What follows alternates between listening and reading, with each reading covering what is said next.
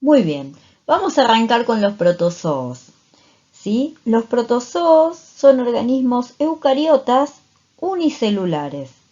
Son microscópicos, la mayoría son heterótrofos, quiere decir que se alimentan de materia orgánica performada, no pueden producir su propio alimento, no hacen fotosíntesis, son anaerobios facultativos. Quiere decir que prescinden del oxígeno, pueden vivir y tolerar bajas concentraciones, sin embargo no lo utilizan ya que no oxidan completamente los hidratos de carbono. Hacen glicólisis fermentativa y producen metabolitos secundarios como etanol, ácido pirúvico, lactato, fumarato. ¿Sí? Tienen reproducción asexual o sexual, ya vamos a ver cuáles, ¿sí? Y los que vamos a ver en este seminario fueron clasificados de acuerdo a su medio de locomoción.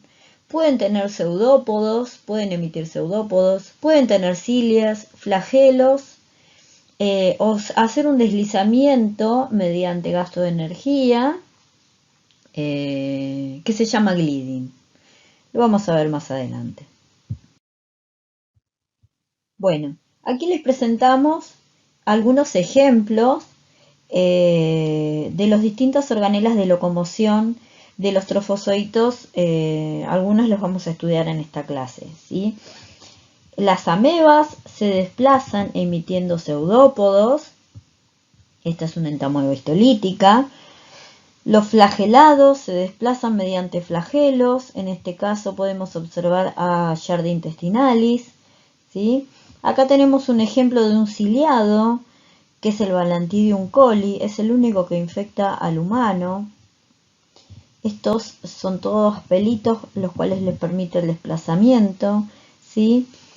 Y en otras clases van a estudiar apicomplexas que se mueven con gasto de energía con un motor de actina y miosina, ¿sí? Ellos generan un desplazamiento que se llama gliding. El ciclo evolutivo de los protozoores intestinales alterna entre los estadios de quiste y de trofozoito. El quiste es el elemento de resistencia, tiene una pared celular gruesa que le permite resistir las condiciones adversas del medio ambiente, como son la luz ultravioleta, la humedad, la temperatura, así como también el pH estomacal. Es inmóvil, no tiene organelas de locomoción y tiene reservas metabólicas para subsistir a un metabolismo casi nulo durante muchísimo tiempo, esperando ser ingerido por algún huésped para poder convertirse en trofozoito, ¿sí? El quiste, por lo tanto, es el elemento encargado de la transmisión. El trofozoito es lábil, no resiste las condiciones del pH estomacal ni de las condiciones del ambiente externo. Es móvil, tiene sus organelas de locomoción, tiene un metabolismo activo, se alimenta, elimina catabolitos y es el encargado de la multiplicación, el estadio vegetativo, ¿sí? Es el que va a producir en determinadas circunstancias la patogenia en la persona infectada.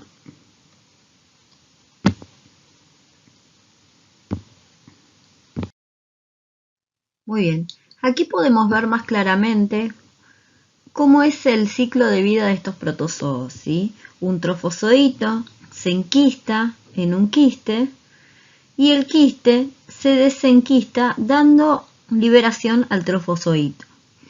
Muy bien, ¿cuáles son los mecanismos que gatillan estos procesos? ¿Sí?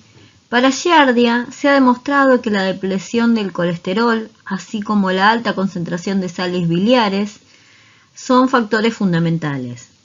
¿Qué sucede? Giardia no puede sintetizar colesterol de novo, así que lo obtiene del intestino de su huésped. Las sales biliares forman micelas estables con el colesterol y lo mantienen secuestrado del alcance de la giardia. Por lo tanto, es un factor que contribuye al enquistamiento de este parásito. También el pH alcalino. Se ha demostrado que es un factor que contribuye al enquistamiento hacia el quiste. Muy bien, giardia presenta en su superficie una gran cantidad de una proteína que se llama BSP, que es proteína variable de superficie. Esta proteína es expresada por un solo gen. Sin embargo, durante el enquistamiento, cada 6 o 7 generaciones, ¿sí?, de duplicaciones de las giardias, se establece un cambio en el gen que codifica a esta proteína. Ya vamos a ver cómo es el mecanismo más adelante. Este cambio permite que unos pocos trofozoitos dentro de toda la población que expresa una sola variable, exprese una variable diferente. Por lo tanto, durante el proceso de enquistamiento, la mayoría de los trofos que se enquistan van a ser, supónganse, del tipo A, y unos poquitos van a ser del tipo B. Los parásitos se enquistan y en una reinfección, los parásitos que sean del tipo B van a ser resistentes a la inmunidad que se generó contra el serotipo anterior.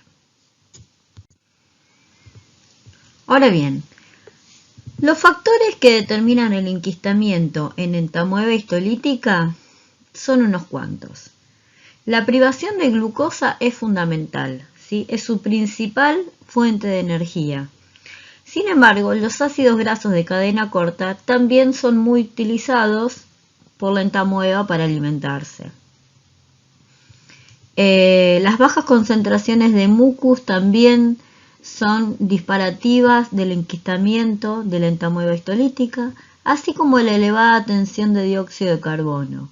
La elevada tensión de dióxido de carbono puede ser consecuencia de la alta población, de la alta densidad parasitaria que existe en el medio, y esto es indicativo de que mucha gente quizá no tenga comida para todos sus miembros, por lo tanto, es un factor que va a desencadenar el enquistamiento. Ahora bien, para que un quiste se desenquiste, debe censar por dónde anda, ¿sí? Porque el quiste no se desenquista en la tierra, en el medio ambiente, en la cáscara de la fruta mal lavada, ¿sí? De la fruta o de la verdura que consumimos. Un quiste se desenquista en la porción del intestino exacta que necesita el parásito. Para giardia es el intestino delgado y para entamoeba es la última porción del intestino delgado, casi comenzando el intestino grueso. Es donde se van a ubicar estos dos parásitos, ¿sí? Giardia se va a alojar en el intestino delgado y entamoeba histolítica en el colon. Las señales van a ser sensadas a través de la pared celular por unos receptores que tiene, porque el quiste tiene proteínas en su superficie, ¿sí? Va a censar el pH ácido primero del estómago y luego van a censar los cambios de pH entre las partes superiores e inferiores del intestino del tubo digestivo, ¿sí?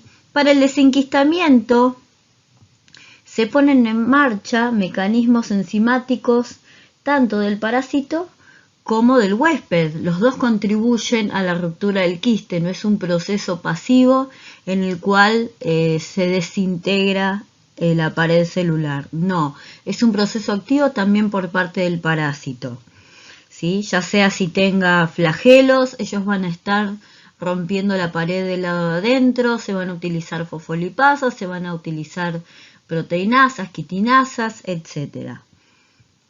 Y luego del desenquistamiento surge el trofozoito. Ahora sí, vamos a enfocarnos en los parásitos que nos interesan. Vamos a comenzar con las amebas. En este cuadro vamos a ver varias amebas, ¿sí? Vamos a ver amebas que son patogénicas para el hombre, como entamoeba histolítica. Vamos a ver amebas que son comensales y que se las puede encontrar en la materia fecal, ¿sí? Y aunque no generen daño, nos dan un indicio de la calidad de agua que está bebiendo esa persona, ¿sí? Los comensales son entamoeba dispar barra Moszkowski, ¿sí? Entamoeba coli, entamoeba armani, Endolimax nana y Odamoeba buschili, ¿sí? En la cavidad podemos tener entamoeba gingivalis, que es comensal, ¿sí? Esta no presenta forma de quiste, solamente es trofozoito. Todos los demás tienen quiste y trofozoito, los cuales se ven en este gráfico. Está muy lindo. Arriba se puede ver los trofozoitos de cada parásito. En la filita del medio se ven los prequistes y abajo están los quistes. Estas son coloraciones con Lugol. Estos pueden ser observados en la materia fecal, haciendo unas determinaciones en fresco o en seriado. Muy bien. También hay amebas de vida libre. ¿Qué quiere decir? Que pueden completar su ciclo en la vida libre, no necesitan de un huésped. Sin embargo, al ingresar algún huésped susceptibles, pueden ser parásitos o facultativos, ¿sí? Como la Naegleria, que provoca encefalitis amebiana primaria, o Acanthomoeba, que puede provocar queratitis. De las características morfológicas no vamos a hablar mucho porque eso lo van a ver bien en micro 2 para hacer los diagnósticos, pero sí vamos a observar a la entamoeba histolítica barra dispar. Quiere decir que morfológicamente son indistinguibles, su diagnóstico entre estas dos se hace por PCR, pero sí podemos distinguir a una entamoeba histolítica dispar de una entamoeba coli que es comensal, porque la distinguimos en base a sus quistes. Estas tienen 4 núcleos y entamoeba coli va a tener más de 4 hasta 8. ¿Sí? Eso es una característica distintiva que podemos observar y tienen que retener de este cuadrito. Bueno, comenzando con esta entamoeba histolítica, que es patógena para el hombre, ¿sí? Podemos ver que es cosmopolita y es endémica de países en desarrollo como México, Ecuador, Venezuela, Brasil y falta Perú también, ¿sí? El humano es el único reservorio, no hay reservorios animales, no es una zoonosis. Y se va a ubicar, recuerden, en el ciego y en el colon ascendente. En estos lugares es donde va a ejercer la patogenia, ¿sí? Acá podemos ver un fresco, ¿sí? Y en esta foto en fresco podemos ver un núcleo y podemos ver que ha ingerido glóbulos rojos, ¿sí? En esta tinción podemos ver el núcleo con su cromatina periférica y su nucleolo central, y podemos observar estos que son glóbulos rojos ingeridos. Quiere decir que esta entamoeba histolítica es patógena, ¿sí? Es invasiva. Podemos dar un diagnóstico de certeza al observar los glóbulos rojos ingeridos. El ciclo de vida de entamoeba es un ciclo de vida directo, en donde interviene un solo hospedero, ¿sí? El ciclo comienza cuando una persona ingiere quistes maduros. ¿Cómo los ingiere? No los ingiere directamente, sino que los quistes van a estar contaminando el agua con la cual se lavan frutas y verduras, ¿sí? No se lavan bien, quedan estos quistes, o en el agua de bebida, ¿sí? Entonces la persona ingiere estos quistes por las señales que dijimos anteriormente, ¿sí? El cambio de pH, el pH estomacal, todo lo que vimos anteriormente, le advierten al quiste que ha llegado al colon, a la última porción del intestino delgado y al colon, y debe desenquistarse. porque aquí el trofozoito que sale va a tener un ambiente propicio para su supervivencia. El trofozoito se adhiere al epitelio intestinal, ¿sí? Trata de establecerse, se multiplica, se alimenta, genera mucha progenie.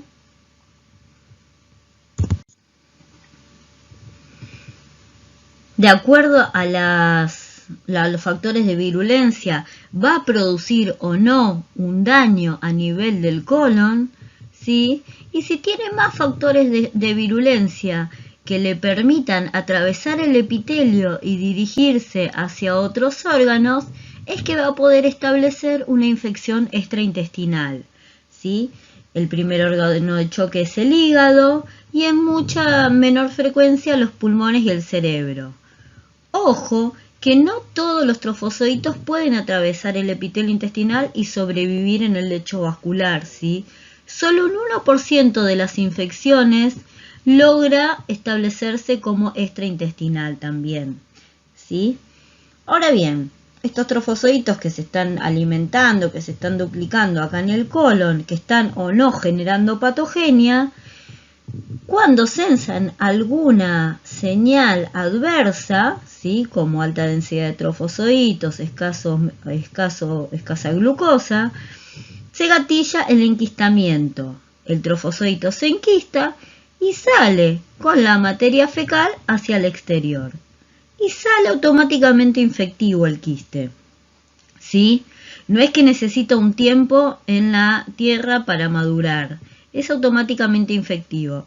Por lo tanto, esta persona, si tiene malos hábitos de higiene, por el mecanismo ano-mano-boca, podría ingerirse un quiste y generar una autoinfección. Acá podemos observar una morfología de los trofozoitos. Hermosas están estas tinciones, ¿sí? Este es un trofozoito con su núcleo que ha ingerido muchos glóbulos rojos. Este es otro trofozoito que no ingirió ningún glóbulo rojo, ¿sí? No es quiste. Y este es otro que sí ingirió 2 glóbulos rojos.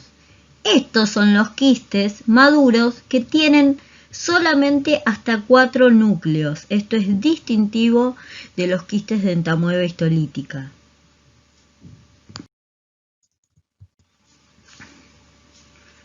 Muy bien. La patogénesis en la infección por la entamueba. No siempre produce enfermedad entamueba histolítica. La gran mayoría de los casos son asintomáticos, ¿sí? Sin embargo, en algunos hospederos va a producir alguna sintomatología, ya sea intestinal o extraintestinal, ¿sí? ¿Y eso de qué depende? Depende de los factores del hospedero y de los factores del parásito.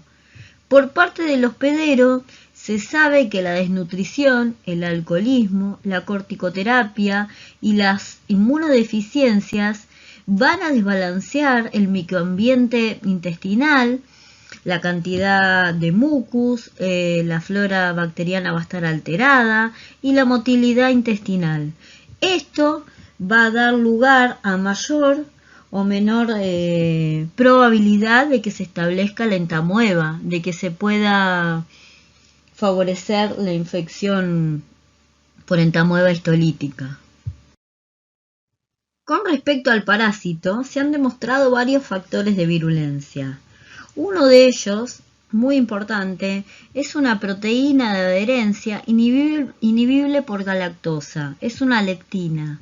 Con esta proteína, la entamueba puede adherirse al epitelio intestinal. Recordemos que estos parásitos son extracelulares, están ubicados en el lumen del intestino, ¿sí? En este caso de la ameba en el colon, pero no son intracelulares. Ahora bien, esta proteína, esta lectina es esencial, ya que el primer paso para establecer la infección es la adhesión.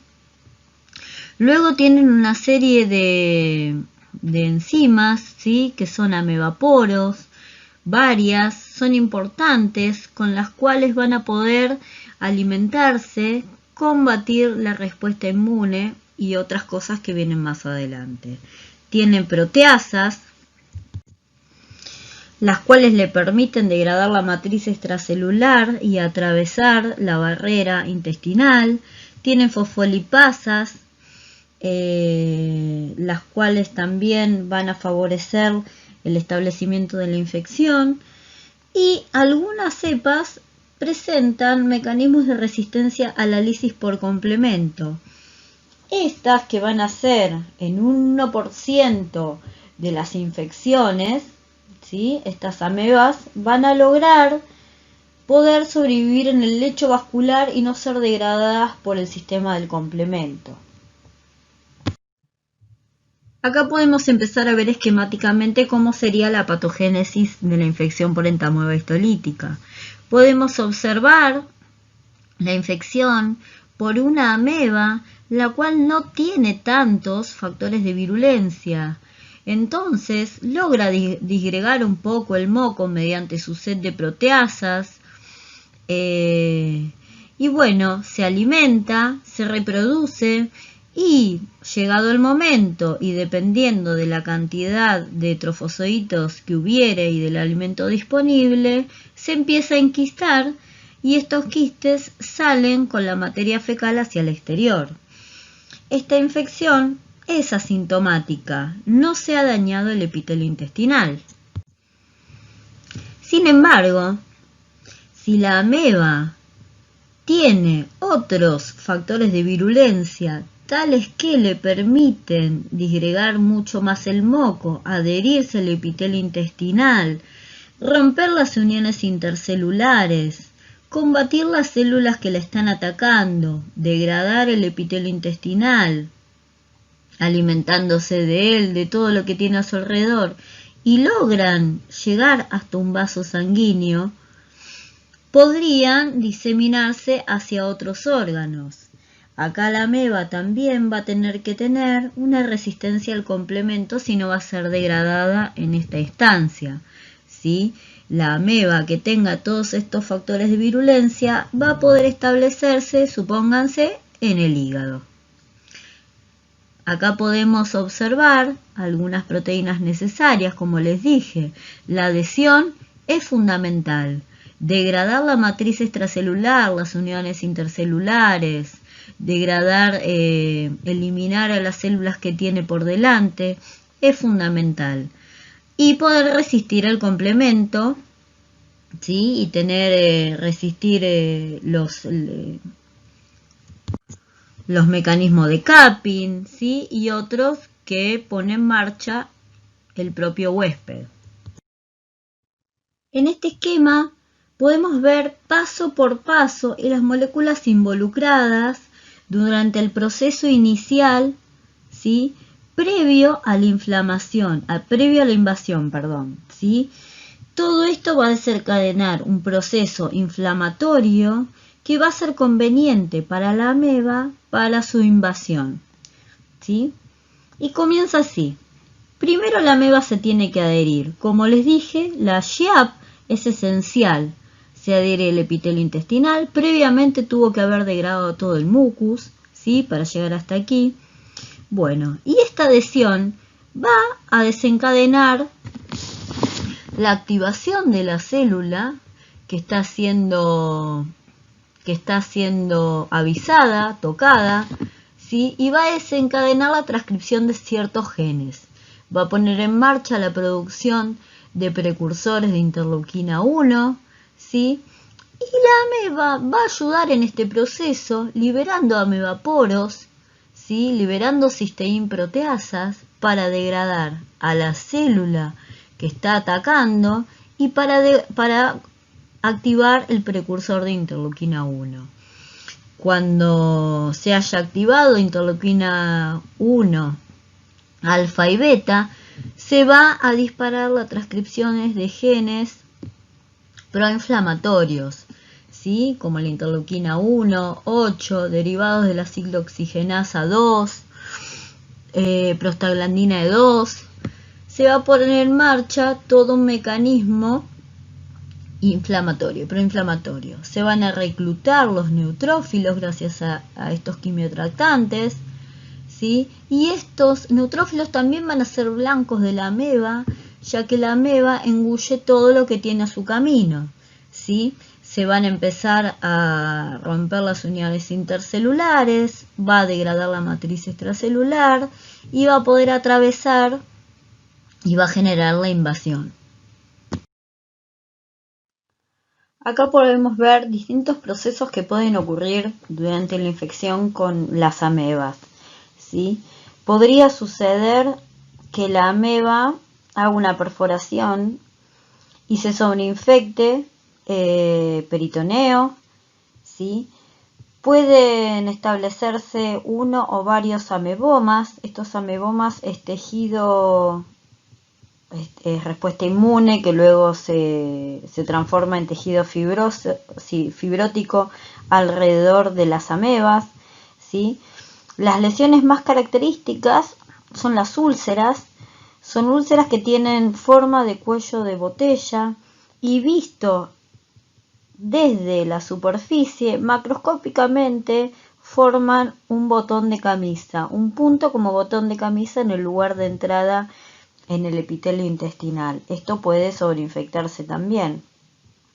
Las formas extraintestinales, las que tengan la capacidad de soportar el complemento, la respuesta inmune y logren establecerse en el hígado, supónganse, ¿sí? Van a ser controladas en primera medida por células NKT, luego van a venir macrófagos, neutrófilos, macrófagos, luego los linfocitos. Sin embargo, toda esta respuesta que va a estar conteniendo la infección, generando un granuloma, un ameboma, toda esta respuesta va a estar suprimida y regulada. Se sabe que una respuesta del tipo Th1 con interferón gamma logra combatir a la infección, pero bueno, en el sitio de extraintestinal, en el hígado, el granuloma que se forma, la respuesta va a estar regulada. Vamos a empezar a estudiar los flagelos, ¿sí? En esta clase vamos a ver dos flagelados que van a ser la Giardia intestinalis, ubicada en el intestino delgado, y vamos a ver al final unas palabritas de Tricomona vaginalis que obviamente va a estar ubicada en el tracto genitourinario. En otras clases van a ver a Trypanosoma cruzi, a las leishmanias, y bueno, y para que recuerden que no todos son patógenos, sino que hay comensales, hay flagelados comensales como Retotartomonas intestinalis, Dientamoeba fragilis, Chilomastis mesnili, Enteromonas, Pentatricomonas y Tricomona tenax. Todos estos, si bien no son patógenos, al encontrárselos en la materia fecal dan un indicio de contaminación del agua de bebida. Vamos a comenzar con la Giardia, ¿sí? Giardia intestinalis, duodenalis o lamblia es lo mismo. Es un parásito cosmopolita de climas cálidos y templados, ¿sí? Su grupo de riesgo son niños, aproximadamente un promedio de 5 años, ¿sí? Personas que tengan inmunodeficiencia de IgA, esta inmunoglobulina se ha demostrado que es eficaz en la protección contra la infección por Giardia, ¿sí? Este parásito se va a localizar en el duodeno y yeyuno y es un problema realmente importante en Asia, en África y América Latina. Produce principalmente infecciones asintomáticas en el 90% de las personas que la portan, ¿sí? Y solamente un bajo porcentaje, un 10%, va a presentar sintomatología. Acá podemos observar una tinción, qué hermosa que está acá la Giardia, tiene formita como de pera, ¿sí? Esto tiene dos núcleos, este es el trofozoito como podemos observar porque tiene los elementos de locomoción, tiene un axostilo, tiene un cuerpo medial o parabasal que es criterio taxonómico, ¿sí? Los flagelos son 8, son 2 anteriores, 2 posteriores, 2 ventrales y 2 caudales. ¿Sí? Importantísimo es el disco suctorio. Este disco y toda su proteína que lo recubre es fundamental porque media la adhesión al epitelio intestinal. Este también es un parásito extracelular, ¿sí? Y el éxito de la infección lo va a dar en primera medida la adhesión al epitelio. Acá podemos ver un quiste, ¿sí? En donde se puede observar solamente 2 núcleos, pero tiene 4. Se puede ver un axostilo y restos de flagelos, o sea, todo lo necesario para que cuando se gatilla el desenquistamiento se pongan en marcha los mecanismos de activación y se genere un nuevo trofozoito que va a salir a la luz del intestino delgado. El ciclo de vida de este parásito, de Giardia, es un ciclo directo, en donde todo el ciclo ocurre en un solo hospedero, ¿sí? Todo comienza cuando una persona ingiere quistes que van a estar contaminando ya sea el agua de bebida o el agua con la cual se lavan las verduras y las frutas, ¿sí? Esta va a ser un agua la cual va a tener materia fecal conteniendo los quistes de Giardia. Muy bien, estos quistes ingresan al organismo. En el intestino delgado existen esas señales que les comenté al principio de cuando empezamos a ver los flagelados y las amebas, ¿sí? En los mecanismos de enquistamiento y desenquistamiento. Esas señales le van a decir al quiste que se puede desenquistar. Entonces va a salir en el intestino delgado el trofozoito de Giardia. En primera medida, y gracias al disco suctorio, se adhiere al epitelio intestinal. Esto es fundamental, es un paso importantísimo para la infección. Si no se adhiere, se va. Entonces se adhiere, se empieza a alimentar, se empieza a multiplicar y no tiene una posibilidad de hacer una infección extraintestinal. Solamente se queda en el intestino delgado, ¿sí? Solamente puede hacer una infección en el intestino delgado. Ahora bien, cuando las condiciones son adversas, se disparan señales de enquistamiento, el trofozoito se enquista, genera su pared celular, retrotrae sus organelas de locomoción y sale a través de la materia fecal de manera automáticamente infectiva. O sea que esta materia fecal es la que va a contaminar el agua y los alimentos lavados con esa agua. Al salir automáticamente infectivo este quiste, esta persona podría, de acuerdo a sus hábitos de limpieza o de mala higiene, mejor dicho, ¿sí? Mediante un mecanismo de ano-mano-boca, llevarse quistes infectivos a la boca y autoinfectarse mediante un mecanismo de ano-mano-boca. De autoinfección, perdón, con una forma de ano-mano-boca.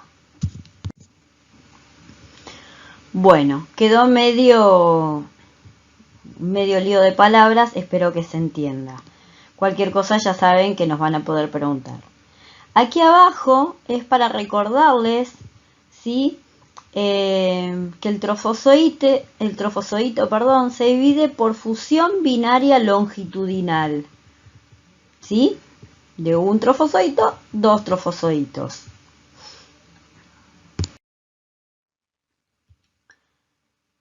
La patogénesis de la infección por Giardia nuevamente va a estar dada por los factores del hospedero y los factores del parásito, ¿sí? El estado de la mucosa, si tiene otros factores concomitantes que generen inflamación, van a ser predisponentes para la infección por Giardia, ¿sí? Así como anomalías estructurales y funcionales, por ejemplo una enfermedad de celiaquía, ¿sí?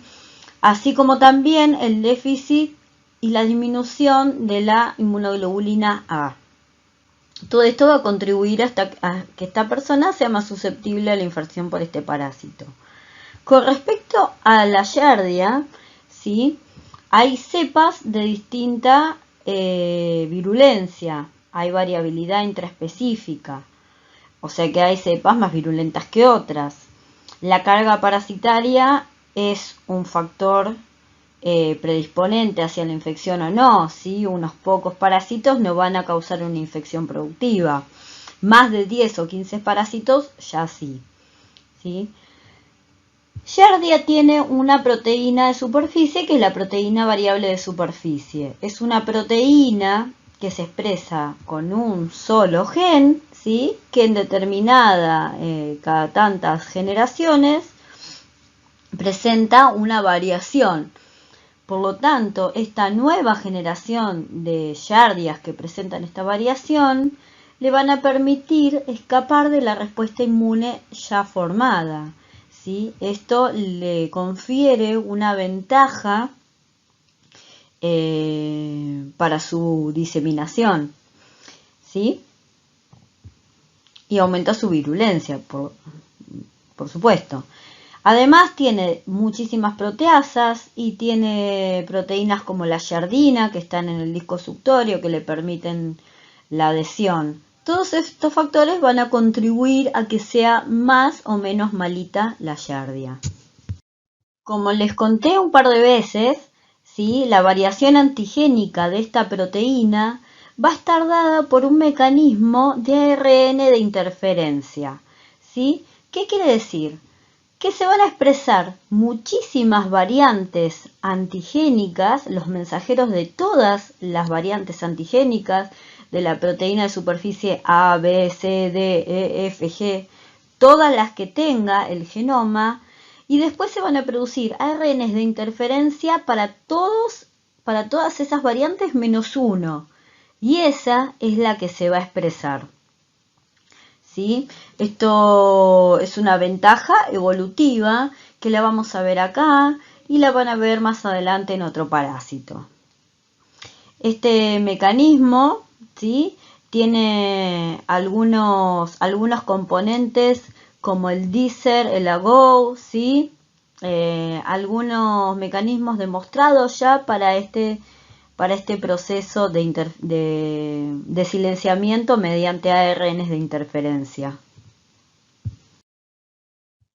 Muy bien, vamos a estudiar los mecanismos patogénicos por los cuales se producen las diarreas en las infecciones con Giardia. En una primera medida, en una infección aguda, podemos observar una diarrea acuosa. Esto es debido a que los enterocitos en presencia del parásito se activan y liberan iones cloro y sodio al lumen, lo que conlleva un aflujo de agua hacia el exterior y se provoca la diarrea acuosa. Además, existe una estimulación de los mastocitos por colecistoquinina, lo que va a provocar un aumento del peristaltismo, ¿sí? Esta activación no es una activación clásica que se observa con los helmintos. Si la infección perdura en el tiempo, lo que va a ir sucediendo es que se van a ir muriendo los enterocitos porque la giardia consume arginina. La falta de arginina provoca apoptosis de enterocitos. Además va a ir rompiendo las uniones intercelulares, lo cual también provoca la apoptosis de los enterocitos. Cuando se van muriendo los enterocitos, se van activando los CD8. Entonces se va generando un foco inflamatorio. Este foco inflamatorio, si perdura en el tiempo, va a concluir con el acortamiento de las microvellosidades, ¿sí? Lo que va a provocar una menor capacidad absortiva en el tiempo. En este esquema por ahí lo veamos un poquito más claro, ¿sí? La giardia tiene determinadas moléculas, como por ejemplo la arginina deaminasa, que va a consumir arginina, y esta falta de arginina va a hacer que se produzca mucho menos óxido nítrico, el cual es efectivo para aniquilar a la giardia, ¿sí? Además, la flavohemoglobina frena el mecanismo por el cual se produce el óxido nítrico, ¿sí? También Giardia tiene algunas proteasas, como la catepsin proteasa, con las cuales logra degradar el moco y llegar hasta el enterocito y adherirse mediante su YAP, ¿sí? Además, estas proteasas van a degradar a la interleuquina CXCL8, que es atractante de polimorfos. Estos no van a arribar al epitelio, los cuales serían efectivos para eliminar al parásito, ¿sí? O sea que la Giardia se mantiene ahí firme para establecerse. Por otro lado, también la arginina de aminasa va a provocar que las poliaminas no se sinteticen, por lo tanto baja la proliferación del enterocito, van muriendo. Además, las proteínas variables de superficie rompen las uniones intercelulares, ¿sí? Esta ruptura de uniones intercelulares provoca además la apoptosis del enterocito, ¿sí? Esta apoptosis del enterocito genera que arriba el linfocito CD8 al foco inflamatorio, ¿sí? Y además tiene algunas caspasas que promueven la apoptosis del enterocito. Entonces, la ruptura de las uniones intercelulares hacen todo este epitelio mucho más permeable, se promueve una salida de líquidos y se estimula una diarrea acuosa para tratar de eliminar a la Giardia. Sin embargo, Giardia trata de establecerse combatiendo diferentes mecanismos. Bien. Este es un tema importante, el de la disbiosis. ¿Por qué? Porque se ha visto que luego de las infecciones por Giardia, el epitelio y la flora que quedan están dañados y cuesta muchísimo llegar a su equilibrio normal. Esto se logra mediante prebióticos, probióticos, ¿sí?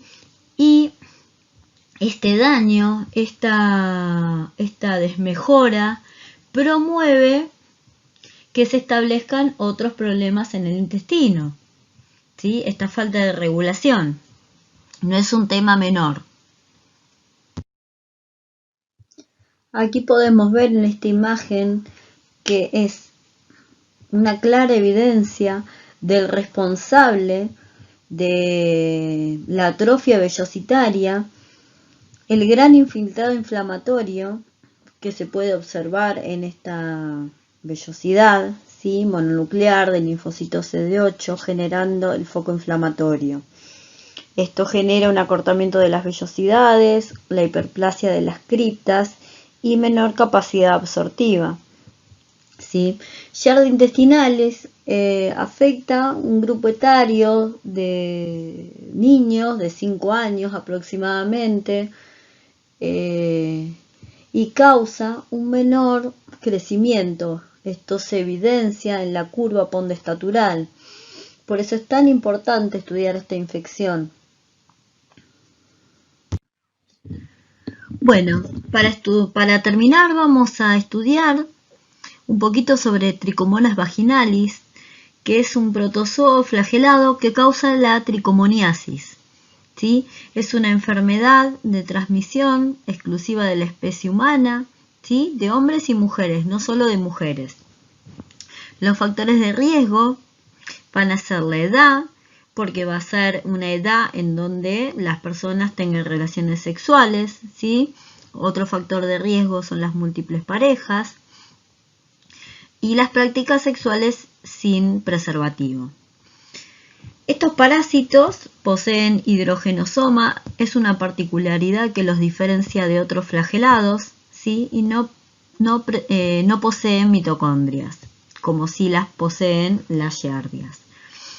Bueno, y no tienen el estadio de quiste, solamente se observa el trofozoito. Esto es por su mecanismo de transmisión, que es por relaciones sexuales. Nunca salen al exterior. Y si salen, son degradados, son lábiles, no resisten. En esta micrografía podemos observar una membrana ondulante, ¿sí? Tiene 4 flagelos anteriores y uno posterior que en realidad continúa a través del axostilo, el cual sobresale un poquito del cuerpito de la tricomona, ¿sí? Tiene un cinetosoma, que es un lugar de entrada de nutrientes, posee un solo núcleo, ¿sí? Y el axostilo, que como les dije anteriormente, escapa un poquito del cuerpo. Bueno, muy bien. La patogenia de tricomonas va a estar dada por su gran cantidad de cisteína proteasas que tiene y además por sus moléculas de adhesión. Ya dijimos siempre que el primer paso esencial para la infección y para el éxito es la adhesión, ¿sí? La citoadherencia al epitelio escamoso se logra a través de varias proteínas de adhesión, las cuales están favorecidas por un pH básico, ¿sí? Además, ellas necesitan hierro y el hierro es un potenciador de su virulencia. Esto lo pueden obtener a través de la lactoferrina, a través de las secreciones cervicales, ¿sí? Y aumenta entonces su virulencia en determinadas épocas del mes durante el periodo. Bien, estas cisteína proteasas, así como también fosfolipasas A1 y A2, ¿sí? Van a participar en la lisis de el mucus primero, de la matriz extracelular, llegando logrando acceder al epitelio escamoso, adhiriéndose. Van a intervenir estas cisteína proteasas en la protección contra las células inmunes, ya que las van a degradar, ¿sí? Van a degradar componentes del complemento, van a degradar anticuerpos, bueno, se van a proteger, o sea que le van a servir para protección, para adhesión, para avance, ¿sí? Y también para la alimentación, para obtener los nutrientes que necesiten. Bien, además podemos señalar, ¿sí? Que pueden internalizar virus como HIV, bacterias como Mycoplasma, también pueden ser vectores del papilomavirus. Bueno, todos estos gérmenes pueden ser transmitidos por Yerba intestinalis, por Tricomona vaginalis, ¿sí? Bueno, y el establecimiento y el daño al epitelio obviamente van a generar un proceso inflamatorio dado por polimorfos nucleares. Se va a inflamar la mucosa. Esto va a generar los síntomas característicos en las mujeres, que son el dolor, el flujo con un olor y color particular, ¿sí? Lo que va a provocar la visita al médico. Sin embargo, en los hombres se puede establecer una infección, ¿sí? Sin embargo, va a ser asintomática, lo que va a permitir que el hombre sea un transmisor de la infección. Bueno, nada más por ahora. Y bueno, a modo de conclusiones generales, podemos decir de los helmintos tisulares que el humano es un hospedador accidental y que la patogenia se va a asociar al número y a la localización de las larvas, ¿sí? Y a la respuesta inmune que el hospedero pueda desarrollar. Con respecto a los protozoos intestinales y de cavidades, los quistes van a ser las formas de resistencia y van a ser los que favorezcan la transmisión, salvo Trichomonas vaginalis, que no tiene quistes y que se transmite a través de relaciones sexuales. Y los trofozoitos son las formas vegetativas lábiles responsables de la patogenia, ¿sí? La patología va a ser el resultado de factores parasitarios, además de la susceptibilidad del hospedador y de su respuesta inmune.